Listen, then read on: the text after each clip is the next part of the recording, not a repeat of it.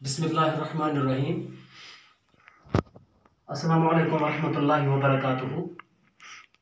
Dear 8th class students, today I am here with a video lecture for you, and it's the lecture of third chapter in your history textbook, and it has been titled as Ruling the Countryside. The first two chapters are already completed by you.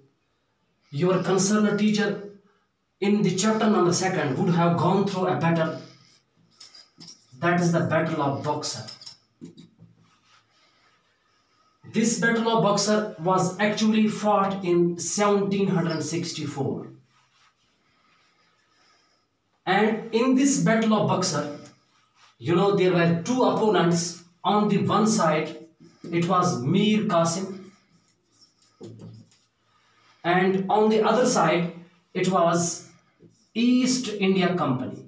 Let me tell you, this East India Company was the company of Britishers that was established in India for the purpose of trade. Later they became the rulers. That has been already discussed by us in chapter number 2. So far as this Battle of Buxar is concerned, Mir Qasim was defeated. Okay. Now East India Company became victorious. By having victory in the Battle of Buxar in 1764, this East India Company becomes Diwan of Bengal. It becomes Diwan of Bengal. Okay. That means Diwan of Bengal, East India Company was now Diwan of Bengal. Now they were having some rights. They got some rights. What were these rights? It were the rights to collect revenue,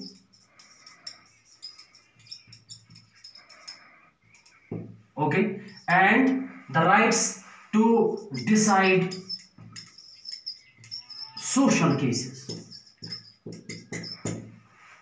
Isn't it? The rights that were now in the hands of East India Company when it came victorious in the Battle of Buxar, in which Mir Qasim was defeated.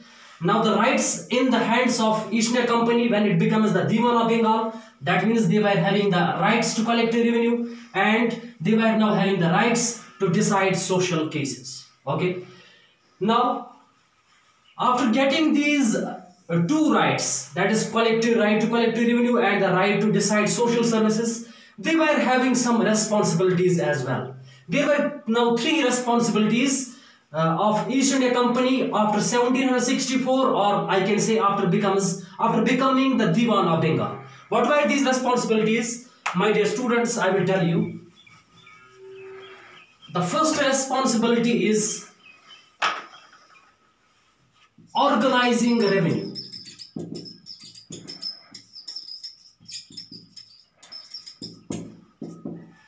Okay, the first responsibility now of East India Company after becoming the Diwan of Bengal, that is organizing revenue, and second is that is yielding crops.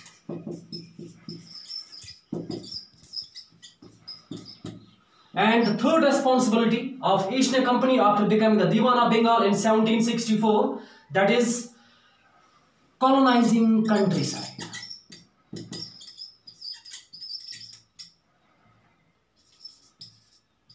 Colonizing countryside.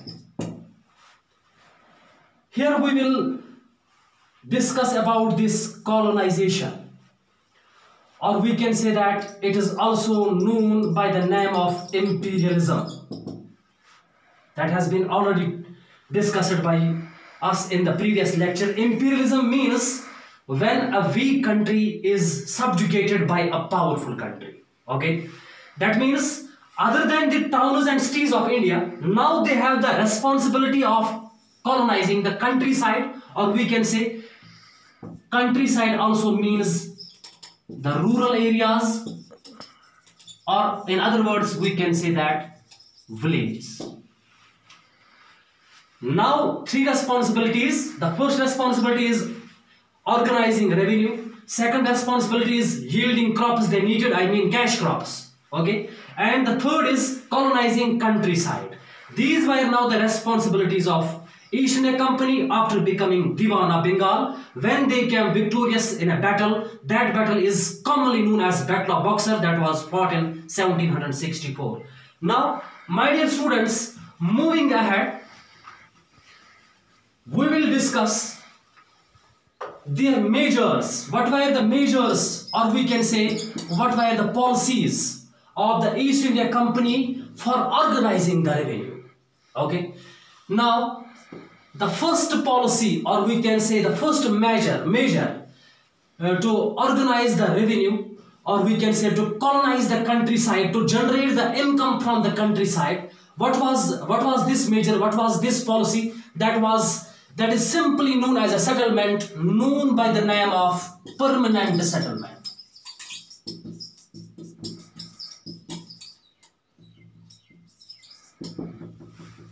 Okay. So far as this permanent settlement is concerned, this permanent settlement was established in 1793. Okay. By the Governor General. He is named as Lord Cornwallis.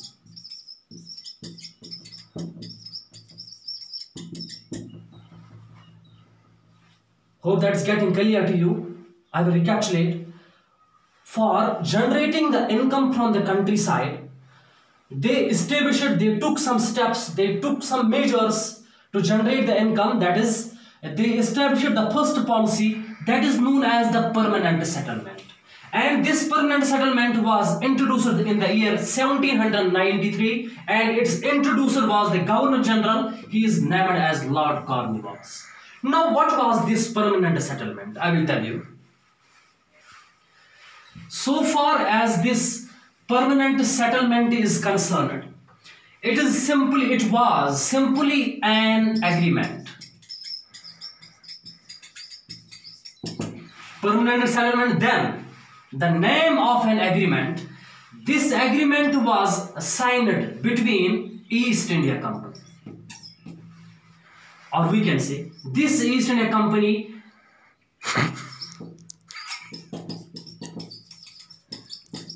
Britishers.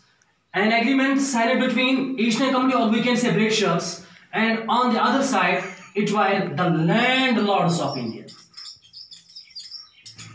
What was the agreement? Agreement was signed between Britishers and landlords of India. This agreement is known as permanent settlement. Why it is known as permanent settlement? Because the land revenue was fixed permanently and it will not be revived. Okay, land revenue was fixed permanently. In this settlement, land revenue was fixed permanently. Okay, it was an agreement, I will recapitulate, between the East India Company and the landlords of India.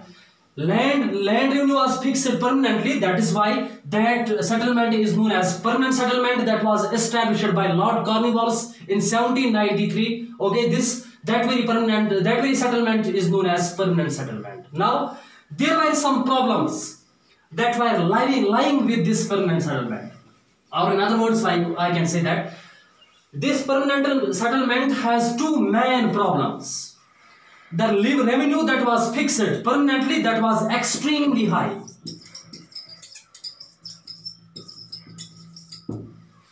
The land revenue that was fixed permanently, now in the permanent settlement that was established in 1793, under the permanent settlement, the land revenue that was fixed permanently, that was extremely high, that zamindars were not able to pay, isn't it? And second is, when they were not able to pay this high land revenue, many of the landlords of India, or we can say many of the peasants of India, they lost the zamindari rights.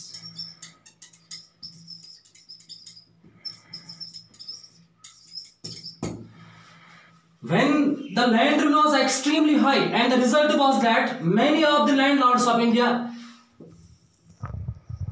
lost the zamindari rights. So we came to the conclusion here, this permanent settlement was declared oppressive by the Indian people. They declared that this was an oppressive system. Okay, so the British government, or I can say the East India Company, they have to take some any other measure Now they established two more settlements. One settlement, second settlement is called Mahalwari settlement. The first was that, जो मैंने पहले discuss किया, it is permanent settlement, and the second is Mahalwari, and this is second one, and the third one that is known as the Rohitwari settlement.